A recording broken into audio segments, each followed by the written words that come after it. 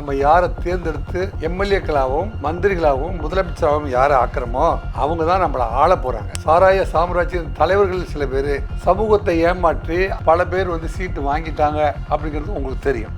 RR review நேயர்களுக்கு எனது அன்பான வணக்கங்கள். தேர்தல் சம்பந்தமா உங்க பதிவுகளை போடலையே அப்படின்னு நமது அன்பான நேயர்களும் வாசகர்களும் தொடர்ந்து தொலைபேசியிலும் நேரிலும் என்று கேட்டுக்கொண்டதன் பேரில் தேர்தல் சம்பந்தமா ஒரு விளக்க உரையை நம்ம கொடுக்கணும். தேர்தலில் வந்து 100% ஓட்டர்ஸ் வந்து ஓட்டை வந்து நம்ம என்ஷூர் பண்ணணும். ஏன்னா இந்த தேர்தல் வந்து தமிழ்நாட்டை யார் ஆளப்போகிறார்கள், தமிழ்நாட்டில் வந்து இவ்வளவு கல்வியாளர்கள், பட்டதாரிகள், மருத்துவர்கள், IAS அதிகாரிகள், IPS அதிகாரிகள், இவ்வளவு பேருடைய வாழ்க்கை தரத்தை வந்து வழி நடத்துறது யாரு அப்படின்னு கேட்டா, இப்போ இந்த தேர்தலில் நம்ம யாரை தேர்ந்தெடுத்து எம்எல்ஏக்களாகவும் மந்திரிகளாகவும் முதலமைச்சராகவும் யாரை ஆக்குறோமோ அவங்க தான் நம்மளை ஆள போறாங்க. அவங்க தான் நம்மளை ஆள போறாங்கிறத விட அவங்க தான் நமக்கு வரி போட போறாங்க. என்ன வரி போட போறாங்க? நம்ம வந்து வீட்டு வரி, நம்ம சொத்து வரி, நம்ம வந்து ஏதாவது ரெஜிஸ்டர் பண்ணோம்னா அதுக்கான வரி, மின்சார கட்டணம், இதெல்லாம் வந்து நமக்கு அடிப்படை தேவைகள். அதாவது உணவுப் பொருளுடைய விலையேற்றத்தை கட்டுப்படுத்துறது, கல்வி கட்டணங்களை கட்டுப்படுத்துறது, கல்வி கடன்களையும் ஸ்காலர்ஷிப் எல்லாம் கொடுக்கறது, இந்த நாட்டை மேன்மைப்படுத்தக்கூடிய கட்டமைப்புகளை உருவாக்குறது, அத்தனையுமே பண்ணக்கூடியவர் தான் வந்து நம்ம தேர்ந்தெடுக்க போறோம். நமக்கு பதிலாக நம்ம போய் வந்து ஒரு அரசாங்கத்தை நடத்தலைங்கிறதுக்காக நமது சார்பாக ஒரு அரசு நடத்தி இந்த நாட்டை மேன்மைப்படுத்தணும் அப்படிங்கிறதுக்காகத்தான் இந்த தேர்தலில் நம்ம ஓட்டளிக்க போறோம். அப்படிங்கிறதுனால இந்த தேர்தல் அவ்வளவு முக்கியம், அவ்வளவு அவசியம் அப்படிங்கிறத உணர்ந்தனாலையும் 100% ஓட்டு போடணும். பேர்பட்ட முக்கியமான ஒரு தேர்தல் தான் நீங்க ஓட்டளிக்க போறீங்க. அதனாலதான் வந்து தேர்தல் கமிஷன் வந்து என்ன செஞ்சிருக்கு அப்படின்னா, நேற்றைய தினம் பாத்தீங்கன்னா காசிமேடு துறைமுகத்துல கப்பல்ல எல்லாத்தையும் ஊர்வலமா போய் சொல்லி எல்லோரும் ஓட்டளிங்கள் அப்படிங்கிற பிளாக் காட்டியிருக்காங்க. அது மட்டும் இல்லாம மாணவ மாணவிகளை வச்சு ஊர் முழுவதும் ஊர்வலங்களை ஏற்படுத்துறாங்க, விழிப்புணர்வு ஏற்படுத்துறாங்க. இவ்வளவுமே வந்து இந்த தேர்தலில் அதிகப்படியான நபர்கள் வந்து ஓட்டளிக்க வரணும். ஏனென்றால் இந்த மக்கள் பெரிதும் விரும்புகின்ற ஒருவர் தான் இந்த ஏரியாவுக்கு தலைவராக வரணும். இதையெல்லாம் தாண்டி பார்த்தீங்கன்னா, கடந்த தேர்தலில் ஓட்டு யாருக்கெல்லாம் வந்து சீட்டு அலாட் பண்ணாங்களோ அந்த சீட்டு அலாட் பண்ணும் போதே வந்து குற்ற பின்னணி உள்ளவர்கள் சில பேர், ஏற்கனவே கோடிகளாய் குமத்தவர்கள் சில பேர், சட்டம் ஒழுங்கை சீர்குலைத்த சில பேர், சாராய சாம்ராஜ்ய தலைவர்கள் சில பேர், இவங்களுக்கெல்லாம் வந்து சமூகத்தை ஏமாற்றி, அரசியல் கட்சியை ஏமாற்றி அல்லது அரசியல் கட்சி மேலாண்மை கொண்டு அரசியல் கட்சியை வந்து நாங்கள் இல்லைன்னா உங்களால் சோபிக்க முடியாது அப்படிங்கிற அளவுக்கு வந்து டிமாண்ட் பண்ணி அவங்களாம் வந்து பல பேர் வந்து சீட்டு வாங்கிட்டாங்க அப்படிங்கிறது உங்களுக்கு தெரியும். அப்போ இவங்களெல்லாம் வந்து தவிர்க்கிற அளவுக்கு நீங்கள் வந்து இந்த தேர்தலில் யோசித்து வாக்களிக்க வேண்டிய கடமையும் இருக்கு. அதே சமயத்தில் நிறைய பேர் வந்து வாக்களிச்சா தான் நல்லவரை தேர்ந்தெடுக்க முடியும். அப்படிங்கிறதால நீங்கள் எல்லாருமே ஓட்டளிக்கணும் அப்படிங்கிறது சாப்டர் 1. 2, இப்போ எஸ்ஐஆர் பணி தேர்தல் அப்படின்னு போகும்போது எஸ்ஐஆர் பணின்னு ஒன்று நடந்துச்சு. எஸ்ஐஆர் பணிங்கிறது வந்து என்ன செஞ்சதுன்னா, இது வரைக்கும் என்னுடைய ஓட்டு வந்து வேற ஊருக்கு டிரான்ஸ்ஃபர் ஆகிட்டேன், எங்கள் அப்பா இறந்துட்டாரு, அவருக்கு ஓட்டு இருக்கு, எனக்கு இந்த ஊர்லேயும் ஓட்டு இருக்குது, சொந்த ஊர்லேயும் ஓட்டு இருக்குது. சில பேர் சர்ச்சில், கோயிலில், கல்யாண மண்டபத்தில் வந்து 100 பேரை வந்து ஓட்டு போடுகிற அளவுக்கு அவங்க பேரெல்லாம் வந்து கொடுத்து வச்சுருந்தாங்க. அப்படிங்கிறதெல்லாம் வந்து சரி பண்ணுறதுக்காக தான் எஸ்ஐஆர் பணி அப்படின்னு ஒன்று வந்து நடந்துச்சு. அதில் பலர் ஏற்றார்கள், சிலர் மறுத்தார்கள். அதையும் தாண்டி எஸ்ஐஆர் பணி நடந்து முடிஞ்சது. அதில் வந்து ஒரு தொகுதியிலுமே வந்து இது மாதிரி வந்து தகுதியற்றவர்களுடைய ஓட்டுகள் அத்தனையுமே வந்து நீக்கம் செய்து அதை வந்து ஓட்டு எண்ணிக்கையும் குறைந்திருக்கிறது, புதிய வாக்காளர்களுடைய எண்ணிக்கை கூடியிருக்கிறது. இப்பேற்பட்ட ஒரு மாறுதலுக்கு பிறகு வருகின்ற ஒரு தேர்தல். சரி, இந்த எஸ்ஐஆர்ல இருந்து ஏன் தொடங்குறோம் அப்படின்னு கேட்டிங்கன்னா, எஸ்ஐஆர்ல யாருக்கெல்லாம் வந்து புதிய வாக்காளர்கள் அல்லது விட்டு போன வாக்காளர்களுக்கு எஸ்ஐஆர் மூலமாக வந்து ஓட்டர் ஐடி கார்டு வந்து புதுசாக தயார் பண்ணி இஷ்யூ பண்ணுறதுக்கு முயற்சி செஞ்சாங்களோ அவங்களெல்லாம் எங்களுக்கு மறுபடியும் எக்ஸ்டென்ஷன் வேணும்னு நீண்ட நாட்களில் எக்ஸ்டென்ஷனில் போயிட்டுருக்க போதே தேர்தல் வந்து தேதி அறிவிக்கப்பட்டு விட்டது. அதனால் என்ன நடந்துச்சு அப்படின்னா, அங்கே வந்து தேர்தல் வந்து ஓட்டர் ஐடி கார்டை வந்து தயார் பண்ணி தேர்தல் கமிஷன் வந்து எஸ்ஐஆர் பண்ணி முடித்து யாருக்கெல்லாம் வந்து ஓட்டர் ஐடி தயார் செய்தார்களோ அவதெல்லாம் அந்த ஓட்டர் ஐடி தயார் செய்து அனுப்புவதற்கு காலதாமதம் தேவைப்பட்டுச்சு. அப்படி தேவைப்படுறவங்களெல்லாம் வந்து போஸ்ட் ஆஃபீஸ் மூலமாக தான் வந்து அவங்க வந்து அனுப்பி வச்சாங்க. இப்போ நேற்றைய தினம் வந்து அடையாள அட்டை கிடைக்காதால் குழப்பம், புதிய வாக்காளர்கள் ஓட்டு போட முடியுமா அப்படின்னு வந்து ஒரு மிகப்பெரிய தலையங்கத்தை வந்து தினமலர் எழுதியிருக்குது. நமக்கு பெரிய பீதியை கிளப்பி விட்டுருச்சு. என்னடா இது அப்படின்னு வந்து அதை பார்த்தோம்னா, இது எப்படி ஓவர் கம் பண்ணுறது, அடையாள அட்டை கிடைக்காததால் குழப்பம், புதிய வாக்காளர்கள் ஓட்டு போட முடியுமா அப்படின்னா, யாருக்கெல்லாம் வந்து நீங்கள் எஸ்ஐஆர் முடித்து உங்களுக்கு புதுசாக ஓட்டர் ஐடி, பழைய ஓட்டர் ஐடி செல்லாமல் போயிடுச்சு, அல்லது அட்ரஸ் மாதிரி போயிடுச்சு, அல்லது புதிய ஓட்டர் ஐடிக்கு நான் அப்ளை பண்ணியிருக்கிறேன் அப்படிங்கிற மாதிரியான மாறுபாடுகளுக்கு பிறகு யாருக்கெல்லாம் ஓட்டர் ஐடி கிடைக்கலையோ, யார் ஓட்டர் ஐடி நம்ம வந்து எஸ்ஏஆரில் ஃபுல்ஃபில் பண்ணிட்டா நமக்கு ஓட்டர் ஐடி வரும்னு காத்திருந்து அவர்களிடம் கிடைக்கவில்லையோ அத்தனை பேருக்கும் குழப்பம். ஏனென்றால் இது தபால் மூலமாக போஸ்ட் ஆஃபீஸில் அனுப்பப்பட்டதில் உரிய நேரத்தில் வந்து அவர் வீட்டில் இல்லைங்கிறதுக்காக ரிட்டர்ன் போனது, அல்லது வந்து போயே சேராமல் இருக்கிறது, அப்படியெல்லாம் வந்து லட்சக்கணக்கான ஓட்டுகள் வந்து போஸ்ட் ஆஃபீஸில் குமிந்து கிடக்கிறதாக தகவல் ஒன்று வந்திருக்கிறது. அப்போ போஸ்ட் ஆஃபீஸில் என்ன சொல்கிறாங்க அப்படின்னா, இப்படி குமிஞ்சு கிடக்கிற காரணத்தை வச்சு மக்கள் வந்து ஓட்டு போட முடியாமல் போயிடுமா அப்படின்னா, அப்படி ஒரு பயமே தேவையில்லை, அப்படி யாருமே பயப்பட வேண்டிய அவசியம் இல்லை அப்படின்னு சொல்லிட்டு போஸ்ட் ஆஃபீஸ் வந்து என்ன ஒரு அசூரன்ஸை கொடுக்குது அப்படின்னு சொன்னீங்கன்னா, வாக்காளர் அடையாள அட்டை அனுப்பும் போது வாக்காளரின் பதிவு செய்யப்பட்ட கைபேசி எண்ணுக்கு, அதாவது எஸ்ஐஆர் பதிவு பண்ண பார்த்தீங்களா, அப்போது வந்து என்ன கான்டாக்ட் நம்பர் கொடுத்தீங்களோ அந்த கான்டாக்ட் நம்பருக்கு உங்களுக்கு எஸ்எம்எஸ் மூலமாக அதை அனுப்பிடுறோம். உங்களுக்கு கார்டு வந்து சேரலைங்கிறத நீங்கள் எங்களுக்கு வந்து நீங்கள் தகவல் சொன்னீங்கன்னா உங்களுக்கு வந்து ஃபோன் நம்பருக்கு எஸ்எம்எஸ் மூலமாக வந்து நாங்கள் வந்து அதை அனுப்பிடுறோம். நீங்கள் வந்து எனக்கு இந்த ஓட்டர் ஐடி கார்டு எனக்கு வரல அப்படின்னு நீங்கள் வந்து தகவலை சொன்னீங்கன்னா, அல்லது இந்த போஸ்ட் ஆஃபீஸில் பெண்டிங்காக இருந்து எனக்கு வந்து சேரலை அப்படிங்கிறத நீங்கள் சர்ச் பண்ணுவீர்களானால், நீங்கள் வந்து டோல் ஃப்ரீ நம்பருக்கு காண்டாக்ட் பண்ணால், அந்த டோல் ஃப்ரீ 1950 அப்படிங்கிற டோல் ஃப்ரீ நம்பர் இருக்குது, அதில் நீங்கள் காண்டாக்ட் பண்ணிங்கன்னா அவங்க என்ன செய்கிறாங்க, உங்கள் காண்டாக்ட் நம்பருக்கு ஒரு எஸ்எம்எஸில் ஒரு பிடிஎஃப் கார்டு ஒன்று அனுப்பிடுவாங்க. ரொம்ப அற்புதமான தீர்வு. ஒரு பிடிஎஃப் கார்டு போய் நீங்கள் ஜெராக்ஸ் சென்டரில் அதை அப்படியே வந்து நீங்கள் ஒரு பிரிண்ட் அவுட் எடுத்துக்கிட்டிங்கன்னா அதை வச்சு நீங்கள் ஓட்டு போடலாம். அப்படியே உங்களுக்கு நீங்கள் எஸ்எம்எஸ் அனுப்புனதுனால வரலன்னா அவங்க வந்து ரெண்டு நம்பர் கொடுத்துருக்காங்க. ஒன்று வந்து நீங்கள் ஒன்று ஓட்டர்ஸ் ஹெல்ப்லைன் ஆப் அப்படிங்கிற ஒன்றும், இன்னொன்று வந்து voters.eci.gov.in. இந்த 2 நம்பரில் நீங்கள் ப்ரௌன்ஸ் பண்ணிங்கன்னா நீங்கள் வந்து டிஜிட்டல் முறையில் அந்த பிடிஎஃப்பில் உங்களை வந்து நீங்கள் டவுன்லோட் பண்ணிக்கலாம். அதே நேரம் வந்து அடையாள அட்டை வந்து அப்படி இருந்தும் என்னால் வந்து அடையாள அட்டையே கிடைக்கல, ஐயோ நான் ஓட்டை போட முடியாதா அப்படின்னா நீங்கள் பயப்பட வேண்டியதில்லை. அப்படி இருந்தால் என்ன செஞ்சீங்கன்னா, இப்படி 2 விதமான மெத்தடில் உங்களுடைய கார்டவே நீங்கள் வந்து பதிவிறக்கம் செய்து கொள்ளலாம். அப்படி பதிவிறக்கம் செய்து கொள்ள முடியவில்லை அப்படின்னா நீங்கள் என்ன செய்யணும், இல்லைன்னா இப்போ தேர்தல் 23ஆம் தேதினா 18ஆம் தேதியிலேருந்து தேர்தல் உங்கள் பகுதிகளுடைய தேர்தல் அதிகாரி அவர்கள் வந்து ஒவ்வொரு வார்டுக்கும் வந்து உதவி ஆய்வாளரை வந்து அப்பாயின்ட் பண்ணியிருக்காங்க. அந்த உதவி ஆய்வாளர்கள் என்ன செஞ்சுருக்காங்கன்னா, ஓட்டர்ஸ் ஸ்லிப்பு வந்து இப்போ வந்து உங்கள் ஏரியாவுடைய ஓட்டு முகவர் அப்படி சொல்லுவாங்க இல்லையா, உங்கள் ஊரில் உதவி, அதாவது எலெக்ஷன் ஆஃபீஸர் இருக்காங்களே அவருடைய அசிஸ்டண்ட், உங்கள் ஏரியாவுடைய எலெக்ஷன் முகவர் அப்படின்னு ஒருத்தர் ஏற்கனவே உங்களுக்கு எஸ்ஐஆர் பண்ணிலாம் வந்து அவர் காண்டாக்ட் பண்ணிட்டு தொடர்பில் இருக்கிறாரு பார்த்தீங்களா, அவர்கிட்ட நீங்கள் வந்து என்ன செய்யலாம், சார் நான் வந்து எஸ்ஐஆரில் பேர் கொடுத்துருந்தேன், இல்லைங்க எங்கள் வீட்டில் வந்து செக் பண்ணும் போதெல்லாம் ஓட்டு எல்லாருக்கும் இருந்துச்சு, இல்லை அல்லது 2 பேருக்கு வர வேண்டியிருந்துச்சு, எங்களுக்கு ஓட்டர் ஸ்லிப் கொடுங்க அப்படின்னு சொன்னால் அந்த ஸ்லிப்பை வந்து நீங்கள் வாங்கி வச்சுக்கிட்டு அதில் உங்கள் ஏரியா வந்து எந்த மண்டலம் அப்படின்னு வரும், எந்த வார்டுன்னு வரும், எந்த இடத்துல எந்த ஓட்டு சாவடியில் நீங்கள் ஓட்டு போடணும், எந்த ரூமில் போட முடியும் அப்படிங்கிற அளவுக்கு அந்த பூத் ஸ்லிப்பில் இருக்குது. அப்படி அந்த ஸ்லிப்பை வாங்கிட்டு நீங்கள் வந்து உங்களுடைய ஓட்டு சாவடிக்கு போய் நீங்கள் வந்து உங்கள் ஓட்டை போட்டு விடலாம். அதையும் தாண்டி இப்போ எனக்கு வந்து இருக்க சார் இந்த ஸ்லிப்பும் கிடைக்கல, இந்த கார்டும் கிடைக்கல, பதிவிறக்கவும் பண்ண முடியல அப்படின்னா உங்கள் வீட்டுக்குள்ளேயே வந்து 12 டாக்குமெண்ட் இருக்குது. அந்த 12 டாக்குமெண்ட்டையுமே நீங்கள் வந்து ஏதாவது ஒரு டாக்குமெண்ட் எடுத்துகிட்டு போனால் அதை காமிச்சு நீங்கள் வந்து ஓட்டர் ஸ்லிப்பை வாங்கி நீங்கள் வந்து ஓட்டு போட்டுடலாம். ஏன்னா எஸ்ஐஆரில் யாருக்கெல்லாம் வந்து கரெக்ட் பண்ணாங்களோ அத்தனை பேருக்கும் ஓட்டு உரிமை கொடுக்கப்பட்டு விட்டது. அதை மட்டும் நீங்கள் வந்து கன்ஃபார்மாக தெரிஞ்சுங்க. நமக்கு ஓட்டு இருக்குது அப்படின்னு வந்து முடிவுக்கு வந்துடுங்க. அப்போ இருக்கிற ஓட்டை எப்படி பெற்றுக்கொள்வது அப்படிங்கிறதுல தான் தகராறு. நீங்கள் என்ன செய்யலாம், 12 டாக்குமெண்ட் என்னென்னங்கிறத நான் உங்களுக்கு சொல்லிடுறேன். ஒன்று வந்து ஆதார் கார்டு, 2 வந்து மகாத்மா காந்தி தேசிய வேலை உறுதியளிப்பு திட்டத்தின் பணி அடையாள அட்டை, 100 நாள் வேலை வாய்ப்பு திட்டம், மகாத்மா காந்தி தேசிய ஊரக வேலை வாய்ப்பு திட்டத்தில் போகிறவங்களுக்கெல்லாம் வந்து அவருடைய புகைப்படம் ஒட்டி அவங்க பேர், அப்பா பேர், வயது போட்டு அவங்களுடைய வீட்டு விலாசத்தோட ஒரு முகவரியோடு ஒரு அட்டை கொடுத்துருக்காங்க.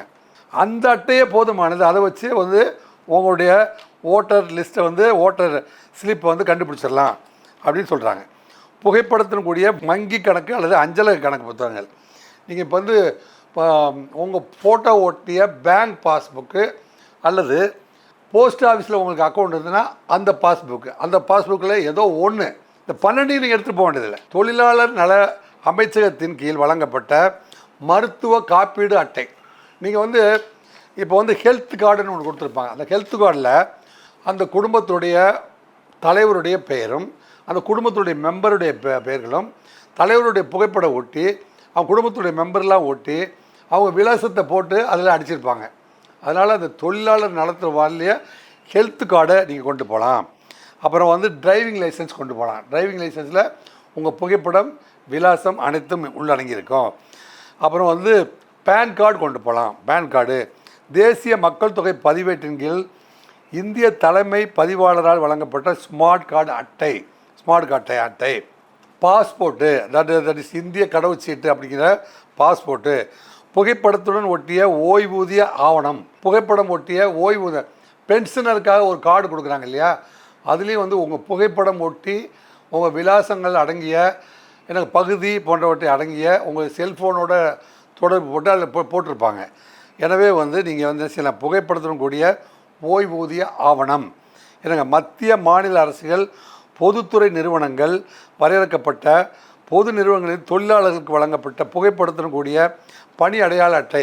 இந்த வந்து ஜாப் கார்டு அல்லது ப்ரொஃபஷனல் ஐடி கார்டு சொல்லுவாங்க இல்லையா, அந்த மாதிரி கார்டில் உங்களுடைய வீட்டு விலாசமும் புகைப்படமும் கான்டாக்ட் நம்பரும் வந்து ரெகுலராக பயன்படுத்துகிற கான்டாக்ட் நம்பருடைய அந்த அட்டை.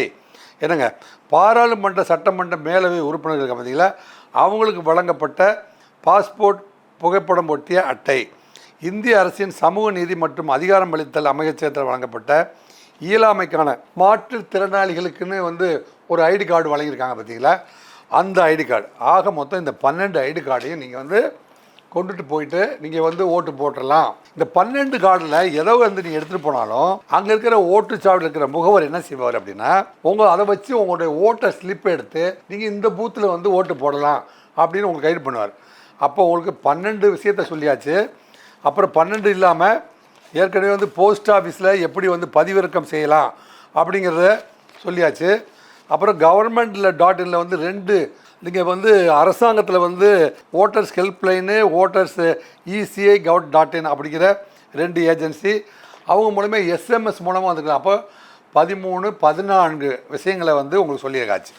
இந்த 14 இல்லாதவங்க என்ன செய்யலாம்னா, அந்த ஓட்டர் ஸ்லிப்பு கொடுக்குறாங்க பார்த்தீங்களா, ஓட்டர் முகவர், அவர்கிட்ட போய் சார் எங்கள் வீட்டுக்கு கொடுக்க வேண்டிய ஸ்லிப்பை கொடுங்க சார் அப்படின்னு இன்றைக்கே வாங்கி வச்சுட்டிங்கன்னா நீங்கள் அன்றைக்கி ஸ்மார்ட்டாக நடந்து போய் நேரடியாக உங்கள் பூத்துக்கு போய் ஓட்டு போட்டுடலாம். அவர் வந்து கிடைக்கவே இல்லை சார், நான் போகும்போது அவர் இல்லை, அவர் போகும்போது நான் இல்லைன்னா நீங்கள் ஓட்டு போடுறதுக்கு தயாராகிட்டு இந்த லிஸ்ட்டில் ஏதாவது ஒன்று எடுத்துகிட்டு உங்களுடைய பூத்தை தேடி நீங்கள் போனீங்கன்னா அங்கே உங்களுக்கு ஹெல்ப்லைனுக்கு உட்காந்துருக்கிறவர் உங்கள் பேர் இந்த இது இருக்கிற இந்த 14 கார்டில் ஏதாவது ஒன்று வச்சுக்கிட்டு அடையாளத்தை எடுத்து உங்களுக்கு ஓட்டர் ஸ்லிப் வழங்கிடுவார். ரைட், ஓட்டர் ஸ்லிப் வாங்கினதுக்கு அப்புறமே உள்ளே போகிறீங்க. அங்கே வந்து ஒருத்தர் வந்து உங்களுக்கு சார் இவரை பார்த்தா அவர் மாதிரி இல்லை சார், ராமசாமி எனக்கு ரொம்ப நாள் தெரியும், இவர் ராமசாமி மாதிரி இல்லை சார், அவர் அமெரிக்காவுக்கு போயிட்டு வந்தோடனே சுகர் வந்து இழைச்சி போயிருப்பார், அல்லது வெளியூர் போயிட்டு வந்திருப்பார், கொஞ்சம் குண்டாக இருப்பார். இந்த இந்த அடையாள அட்டைகள் இருக்கிற புகைப்படமும் அவருடைய முகத்தில் இருக்கிற புகைப்படமும் டேலி ஆகிற அளவுக்கு புகைப்படம் அது 2ம் டேலி ஆகிற அளவுக்கு புகைப்படம் எடுப்பதற்கு இந்தியாவில் இருக்கிற எந்த ஏஜென்சி இது வரைக்கும் கவர்மெண்ட் ஏஜென்சி இன்னும் ஒரு தெளிவான ஒரு முடிவுக்கு வரல. நிறைய பேருக்கு வந்து ஃபோட்டோ எடுத்தால் அவங்க தாத்தா மாதிரி அவங்க அப்பா மாதிரி இருக்கிறதெல்லாம் வந்து நம்ம பார்த்துருக்குறோம். அப்படி ஒரு திரும்ப போது நீங்கள் வந்து 2 ரூபாய் கொடுத்து சேலஞ்ச் ஓட்டு அப்படின்னு ஒன்று போட்டலாம்.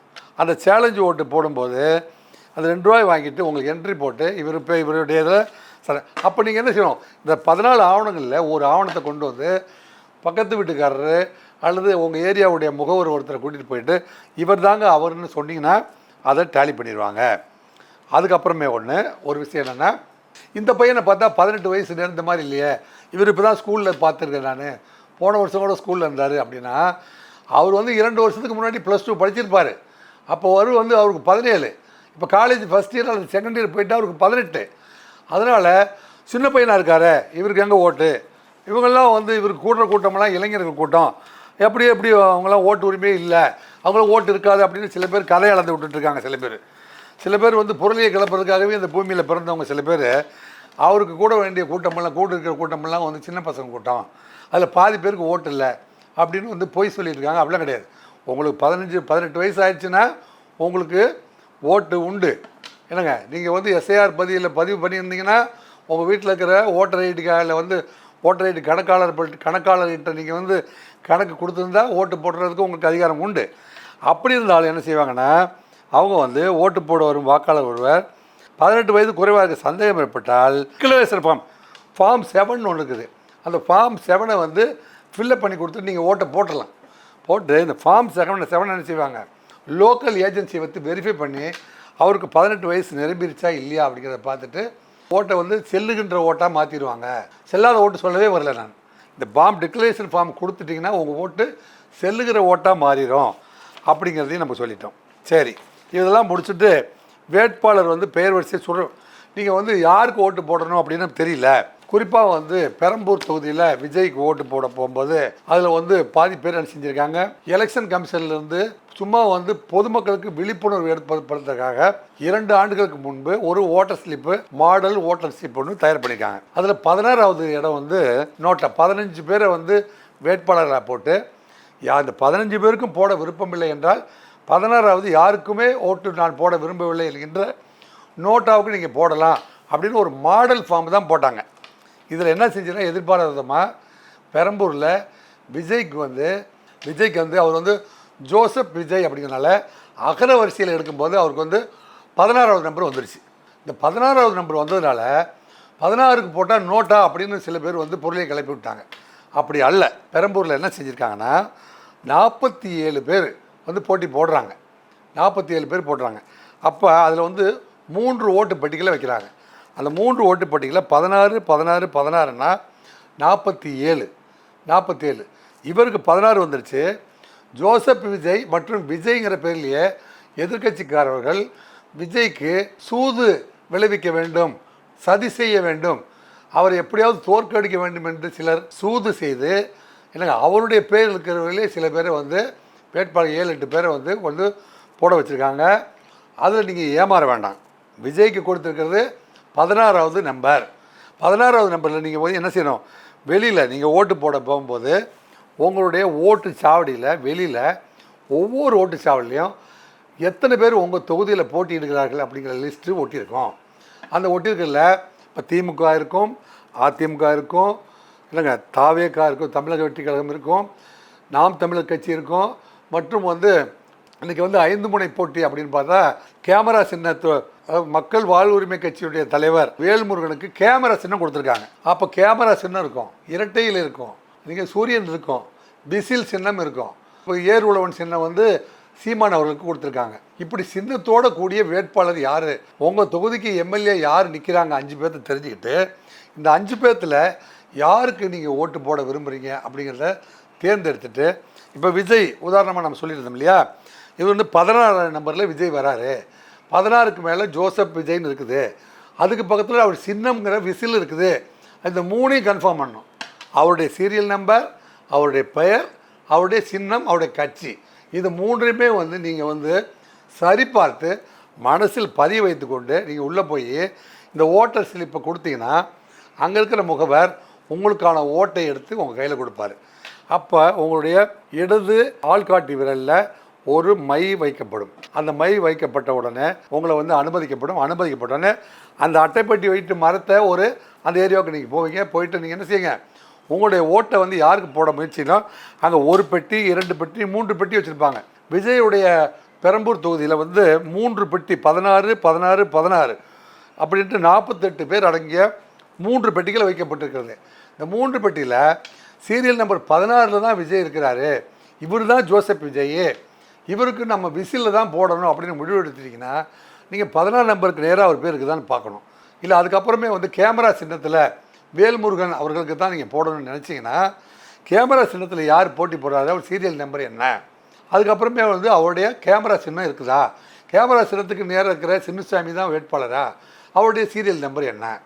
சரி, நீங்கள் வந்து நாம் தமிழர் கட்சியுடைய வேட்பாளருக்கு தான் ஓட்டு போட விரும்புகிறீங்கன்னு வைங்களேன். நாம் தமிழர் கட்சியுடைய வேட்பாளர் என்ன, அவருடைய பெயர் என்ன, அவருடைய சின்னம் எங்கே இருக்குது அப்படிங்கிறத பார்த்து உங்கள் ஓட்டை வந்து கரெக்டாக முடிவு பண்ணி அந்த பொத்தானை வந்து நீங்கள் ஒரு லாங் ப்ரெஸ் பண்ணிங்கன்னா எதிர்த்த மாதிரி ஒரு மானிட்டர் இதை கண்காணிக்கிற அதை வந்து எக்ஸிக்யூட் பண்ணுற பெட்டி ஒன்று இருக்கும். அதை நீங்கள் எதை அமுக்குறீங்களோ அந்த பட்டன் வந்து அதில் கொஞ்சம் வெளியே திறந்த வெளியில் நம்ம பார்க்கும் அளவுக்கு வெளிச்சத்தோடு இருக்கும். அதில் நீங்கள் பார்த்தீங்கன்னா ப்ரெஸ் பண்ண உடனே நீங்கள் எந்த சின்னத்தை ப்ரெஸ் பண்ணீங்களோ அந்த கட்சியுடைய வந்து அந்த சின்னம் அங்கே தெரியும். அங்கே வந்து அது ப்ரெஸ் ஆகி அது கட்டாகி ஒரு வெளிச்சத்தை உங்களுக்கு கொடுத்து நீங்கள் விரும்பிய சின்னத்துக்கு ஓட்டெழுத்து விட்டீர்கள் அப்படின்னு உங்களுக்கு தெரியும். அதில் கிட்டத்தட்ட 7 செகண்டு வந்து அந்த அந்த நிகழ்வுகள் நடக்கும். அந்த 7 செகண்டு பொறுமையாக இருந்து எந்த கட்சிக்கு நீங்கள் வாக்களிக்க விரும்பினீர்களோ அவர்களுக்கு வாக்களித்து விட்டு யார்கிட்டையும் வந்து நான் வெற்றிக்காக போட்டுட்டேன், இப்படி போட்டுட்டேன், இப்படி போட்டுட்டேன் அல்லது இப்படி போட்டுட்டேன் அல்லது இப்படி போட்டுட்டேன்னு யார்கிட்டையும் சொல்லாமல் மனசுக்குள்ளே தாங்கிட்டு வெளியில் வந்து காதோடு உங்கள் மனைவி கிட்ட மட்டுங்க. என்னங்க மனைவி கூட கோச்சிக்குவாங்க அப்படின்னா நண்பர்கிட்ட சொல்லுங்கள், நண்பர் கூட கோச்சிக்குவாங்கன்னா யார்கிட்டையும் சொல்லாதீங்க. என்னங்க நீங்கள் போட்ட சின்னம் வெற்றி பெறுவதற்காக காத்திருங்கள், உங்கள் தலைவருக்காக காத்திருங்கள். தலைவர் தேர்ந்தெடுக்கும் முன்பது அதாவது திருவள்ளுவர் உங்களுக்கு சொல்லியிருக்காரு. நம்ம எப்போவுமே ஆர்ஆர் ரிவ்யூவில் பேசும்போது ஒரு திருக்குறள் சொல்லி முடிக்கிறது வழக்கம். 2 திருக்குறள் சொல்லலாம். ஒன்று குணம் நாடி குற்றமும் நாடி அவற்றுள் மிகை நாடி மிக்க குழல் அப்படின்னு ஒரு குறள் இருக்குது. குணம் நாடி குற்றமும் நாடி அவற்றுள் மிக நாடி மிக்க குழல். குணத்தை நாடுங்க. அவர் சின்ன சின்ன குற்றம் பண்ணியிருக்காரு, அதையும் நாடி பாருங்கள். குணம் அதிகமாக இருந்ததுன்னா யார் குணசாலியோ யார் இந்த நாட்டுக்கு நன்மை பயப்பார்களோ அவங்கள தேர்ந்தெடுங்க அப்படின்னு ஒரு விஷயம் இருக்குது. இன்னொன்று வந்து யாரை தேர்ந்தெடுக்கணும் அப்படின்னு நீங்கள் முடிவெடுக்கிற பொழுது எண்ணி துடிக்க கர்மம் துணிந்த பின் எண்ணவும் என்பது இருக்கு.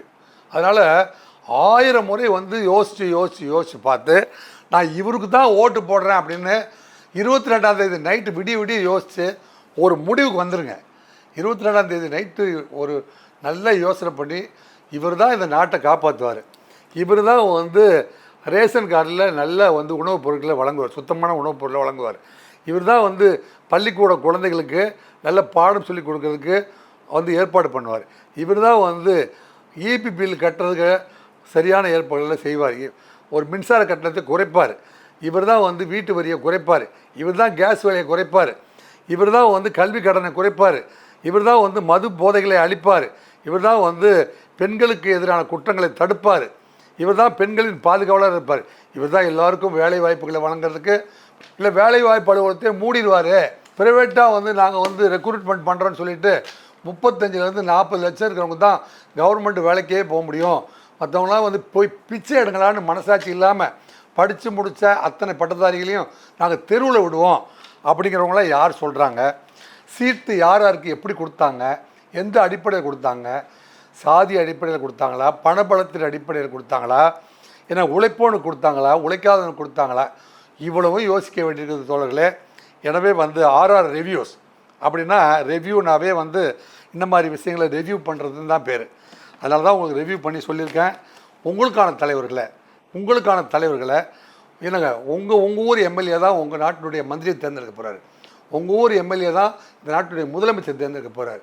நீங்கள் வந்து உங்களை யார் ஆளணும்னு தயவு செஞ்சு உங்களை வந்து நீண்ட நெடுநாங்காலமாக வஞ்சித்தவர்கள் யார், உங்களுக்கு செய்யவே கூடாதுன்னு முடிவு பண்ணியிருக்கிறவங்க யார் அப்படிங்கிறத தேர்ந்தெடுத்து இந்த ஓட்டு தான் எதிர்கால சந்ததிகளை வளர்க்கும், எதிர்கால தமிழகத்தை தலை நிமிர்ந்து நடக்க செய்யும் அப்படிங்கிறதெல்லாம் யோசித்து உங்கள் ஓட்டை போய் 100% எல்லாருமே ஓட்டளிக்க போங்க அப்படிங்கிறது விழிப்புணர்வோட இந்த கருத்துக்கள் அத்தனையுமே வந்து உங்களுக்காக தேடி கண்டுபிடித்து அத்தனையும் வந்து பிரயோஜனப்பட்டு தேர்தலுக்கு முன்னாடி இந்த தகவல்களை உங்களுக்கு சமர்ப்பிக்கிறேன்.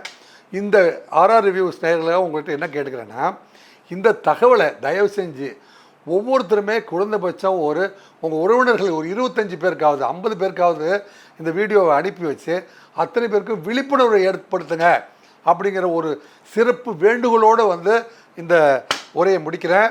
மீண்டும் அடுத்த ஒரு நல்ல தலைப்பின்கள் சந்திக்கும் வரை உங்களிடமிருந்து விடைபெறுவது உங்கள் அன்பு சகோதரர் ராஜேந்திர ராஜா. நன்றி, வணக்கம்.